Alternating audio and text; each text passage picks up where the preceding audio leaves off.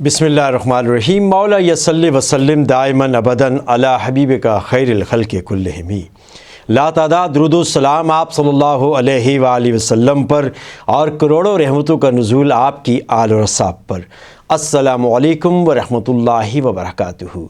नाज़रीन मोहतरम, इस्लाम और हम प्रोग्राम में हम हाज़िर खिदमत हैं और आज जिस मौजू पर गुफ्तगू होगी वो है तहारत। नबी करीम सल्लल्लाहु अलैहि वसल्लम ने फरमाया कि अत्तहुरु शत्रुल ईमान, कि तहारत जो है कि वो आधा ईमान है, निस्फ ईमान है। इस पे हम गुफ्तगू करेंगे। हमारे स्टूडियो में तशरीफ़ फरमा है मुफ्ती सैफुल्लाह सईदी साहब, जो एक कालम नगार भी हैं और एक मदरसे के मोहतमिम आला भी हैं और मुफ्ती हैं और फ़िक़ही मसाइल और शरई मसाइल पर अपनी पूरी कुदरत रखते हैं और बड़े आसान पैराए में अवाम उन्नास तक मकसद को, मफ़हूम को बयान कर देते हैं। आइए नाज़रीन, आपकी इनसे मुलाकात करवाते हैं। अस्सलाम वालेकुम। वालेकुम सलाम व रहमतुल्लाहि व बरकातुहू। क़िबला मुफ्ती साहब कैसे हैं आप? खैरियत से हैं? अल्हम्दुलिल्लाह, आप खैरियत से हैं? जज़ाकल्लाह। आज के जो हमारा जो टॉपिक है वो तहारत के ऊपर है कि हमने इस पर गुफ्तगू करनी है कि इस्लाम में तहारत का क्या कॉन्सेप्ट है। बिस्मिल्लाहिर्रहमानिर्रहीम। जज़ाकल्लाह, आपने इस अहम मौजू पर गुफ्तगू करने का मौका इनायत फरमाया। अल्लाह तबारक व तआला ने कुरान पाक के अंदर इरशाद फरमाया, इन्नल्लाह युहिब्बुत तव्वाबीन व युहिब्बुल मुतत्ताहिरीन, कि बेशक अल्लाह तबारक व तआला बहुत ज़्यादा तौबा करने वालों को और बहुत ज़्यादा तहारत हासिल करने वालों को पसंद फरमाता है। सही। अल्लाह तबारक व तआला की पसंदीदगी और मुताहिरीन को अपना महबूब बनाना, इससे ये पता चलता है कि ये अमल कोई आम अमल नहीं है। सही। रब की बारगाह के अंदर एक ख़ास अमल है कि जो उसने अपने बंदों को अता फरमाया है। सही। तहारत का कॉन्सेप्ट और तसव्वुर हुज़ूर अलैहिस्सलाम की से पहले भी उम्मतों में और अंबिया अलैहिस्सलाम में था, लेकिन जिस कदर शद व मद से हुज़ूर अलैहिस्सलाम की उम्मत में और हुज़ूर के दीन में इसको रखा गया, ये दीगर किसी और उम्मतों में ऐसा नहीं मिलता तसव्वुर। सही। तहारत का माना और मफ़हूम है पाकीज़गी, ठीक है। पाकीज़गी हासिल करना। अब ये बाद लोग तहारत का माना सफाई भी ले लेते हैं, तो यहाँ थोड़ा सा इसको क्लियर कर लें कि पाकीज़गी और सफाई में थोड़ा सा फ़र्क है इसमें। ठीक है। बाज़ औक़ात ऐसा हो सकता है कि इंसान का जिस्म या लिबास साफ़ हो, मैल कुचैल से, लेकिन हो सकता है कि वो नापाक हो। सही। पाकीज़गी हासिल ना हो। ठीक है। और बाज़ औक़ात ऐसा हो सकता है कि इंसान का लिबास और जिस्म मैला हो, मैल कुचैल हो, साफ़ ना हो। ठीक है। लेकिन हो सकता है कि वो गंदगी से और आलूदगी से पाक हो। ठीक है। लिहाजा सफाई और चीज़ है और तहारत और चीज़ है। इसी तहारत को हुज़ूर अलैहिस्सलाम फरमाया कि अत्तहुरु शत्रुल ईमान। ठीक है। यानी ईमान के लिए शर्त है कि इंसान पाक हो। ठीक है। और पाकीज़गी हासिल करे। ठीक है।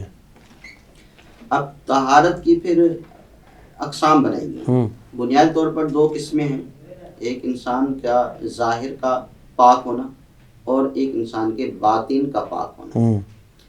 तहारत जिस्मानी से मुराद यह है कि इंसान का जिस्म पाक हो, उसका लिबास पाक हो, और अगर नमाज़ पढ़ने के लिए जा रहा है तो जिस जगह वो नमाज़ पढ़ रहा है तो वो जगह पाक होनी चाहिए। जिस्मानी तौर पर पाकीज़गी हो, लिबास के तौर पर, और जिस जगह खड़ा है वो जगह पाक होनी चाहिए। सही। ये ज़ाहिरन पाकीज़गी है।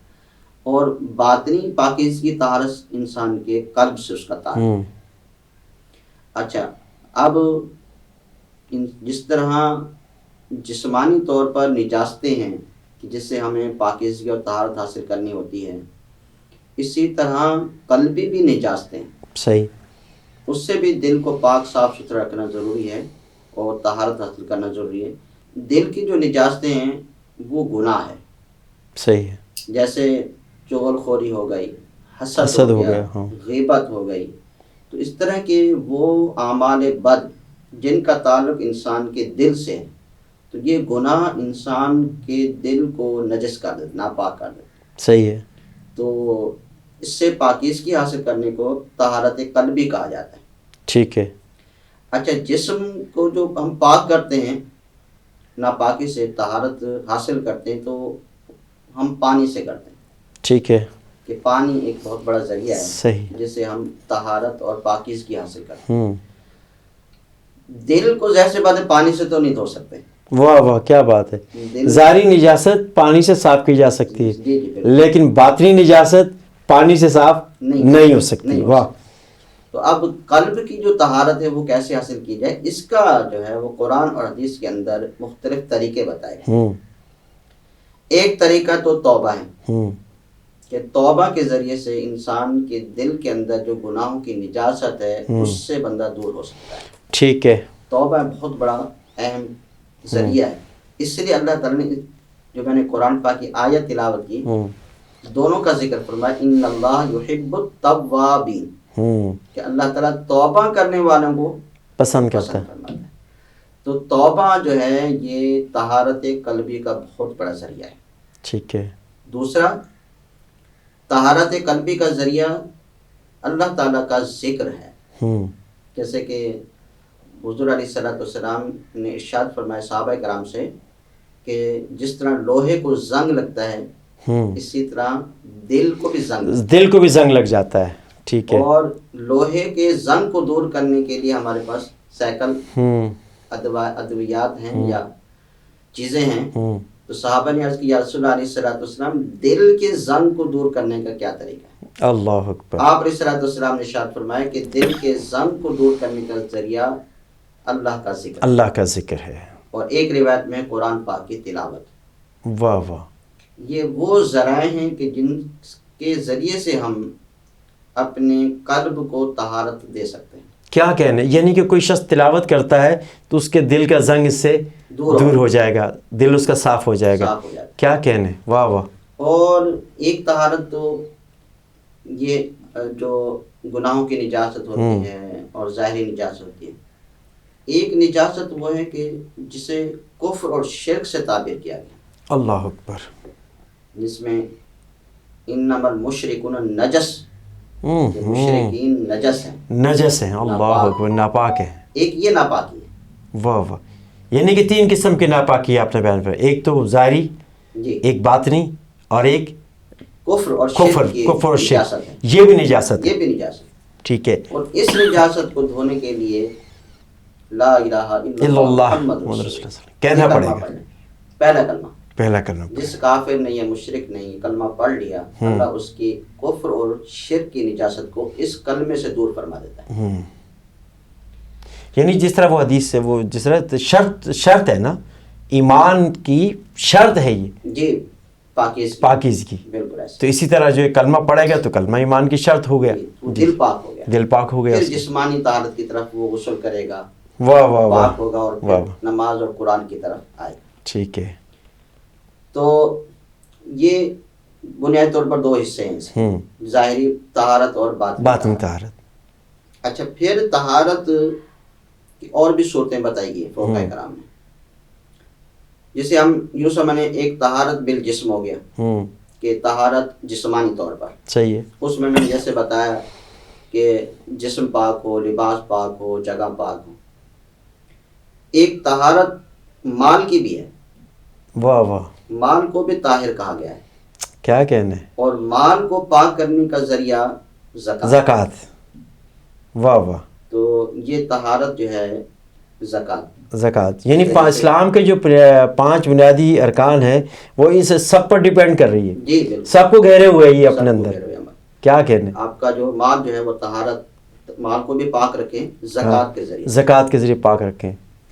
اچھا, جو جسم سے جس چیز سے ہم طہارت حاصل کرتے ہیں اس جسم کی نجاست کو حدث کہا جاتا ہے.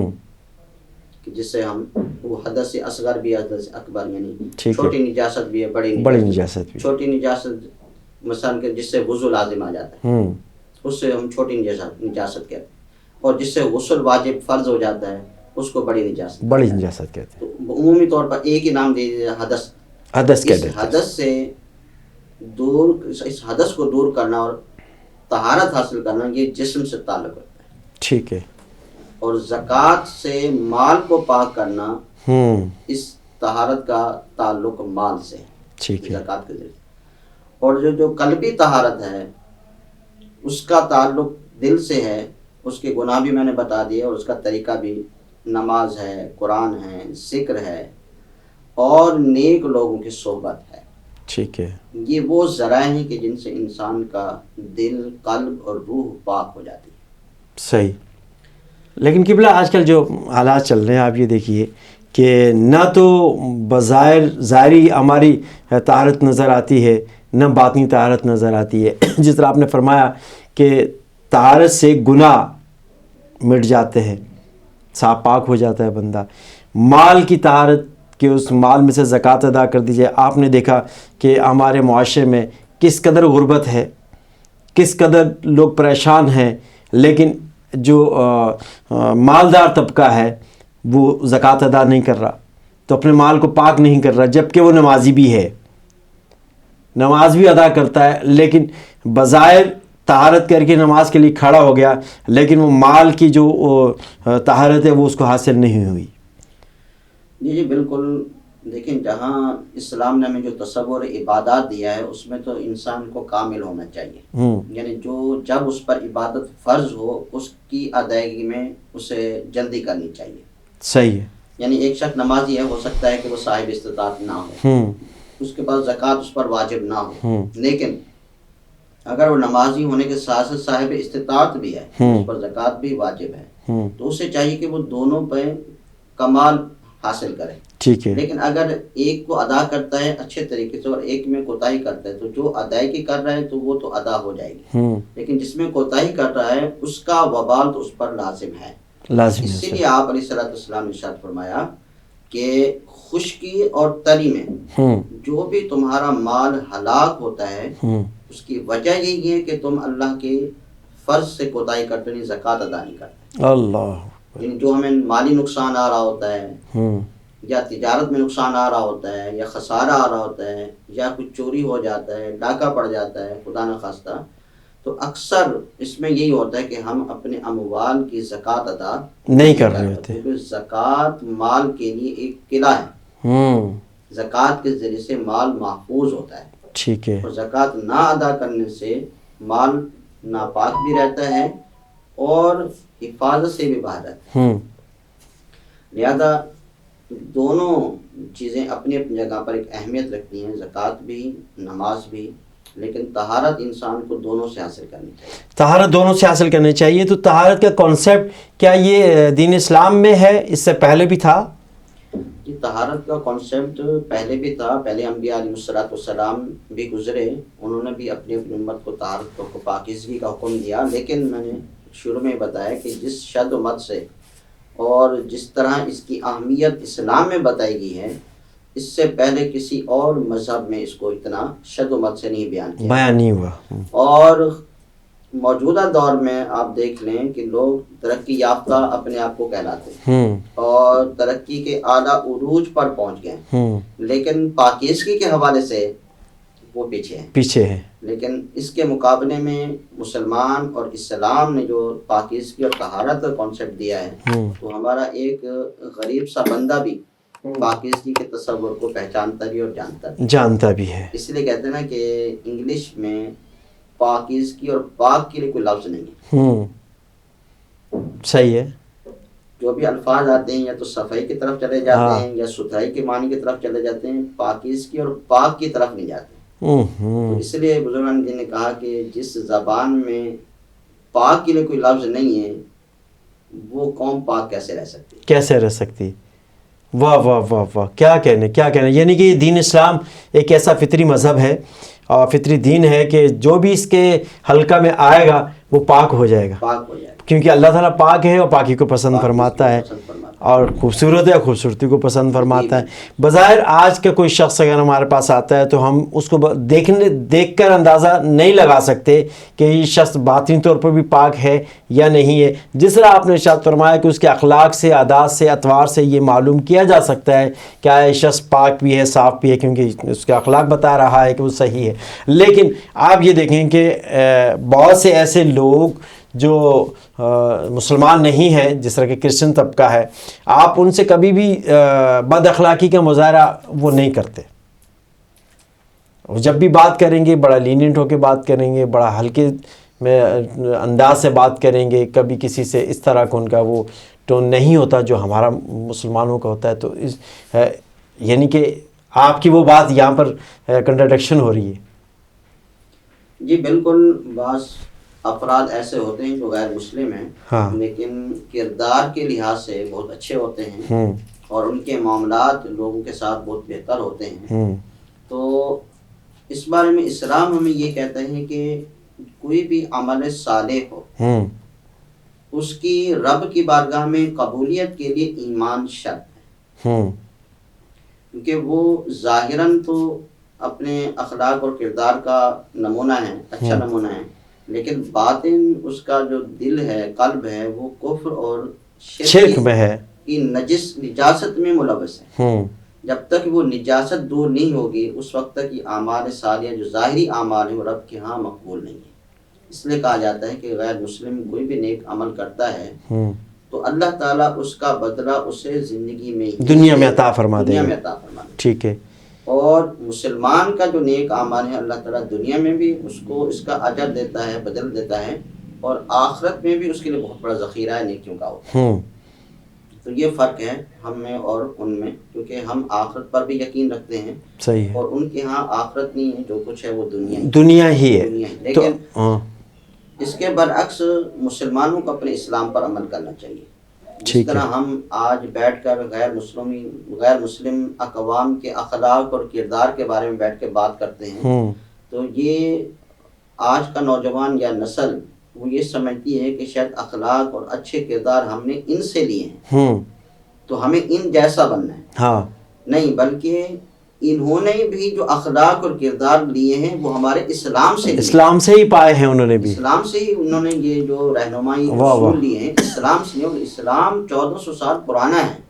صحیح. اسلام سے انہوں نے سب کچھ لیا. اگر مسلمان ان جیسا بننا چاہتے تو وہ ان جیسا نہ بنے، بلکہ انہوں نے جس سے لیا ہمارے نبی سے، ہمیں اپنے نبی علیہ الصلوۃ والسلام کی سیرت پر عمل کرنا چاہیے. سیرت پر عمل کرنا چاہیے. تو طہارت جو ہے کہ بڑی ضروری ہے، ایمان کا جزو ہے، ایمان کی شرط ہے کہ بھئی پہلے آپ پاکی حاصل کریں پھر آپ ادھر دین میں داخل ہو جائیں. تو طہارت کے لیے جس طرح کے وضو یہ شرط رکھ دی گئی کہ طہارت جب آپ وضو کریں گے تو آپ طہارت کے دائرے میں آ جائیں گے کہ آپ کا جسم پاک ہو جائے گا. تو وضو کے جو مسائل ہیں اس میں بھی ہم گفتگو کریں گے کہ وضو کا حکم جو ہے وہ کب ہوا، کس وقت، یعنی کہ آپ صلی اللہ علیہ وسلم کے مکی دور میں یا مدنی دور میں کس وقت یہ اس کا حکم آیا. لیکن وضو کے بارے میں جو اللہ تبارک و تعالیٰ نے قرآن پاک کی جو آیت کریمہ نازل فرمائی، ارشاد فرمایا کہ یا ایھا الذین آمنوا اذا قمتم الی الصلاۃ فاغسلوا وجوہکم وایدیکم الی المرافق وامسحوا برؤوسکم وارجلکم الی الکعبین. اس میں اللہ تعالیٰ نے ارشاد فرمایا کہ جب تم اہل ایمان نماز قائم کرنے کے لیے کھڑے ہو یا نماز کا ارادہ کرو تو سب سے پہلے ان اعضاء کو دھو لو. صحیح. وہ 4 اعضاء کا ذکر اللہ تعالیٰ نے بالترتیب قرآن میں درج فرما دیا. ٹھیک ہے. سب سے پہلے اللہ تعالیٰ نے حکم دیا کہ وجوہکم، اپنے چہروں کو دھو لو. صحیح. اور دوسرا حکم اللہ تبارک و تعالیٰ نے ارشاد فرمایا کہ اپنے ہاتھوں کو کوہنیوں سمیت دھو لو.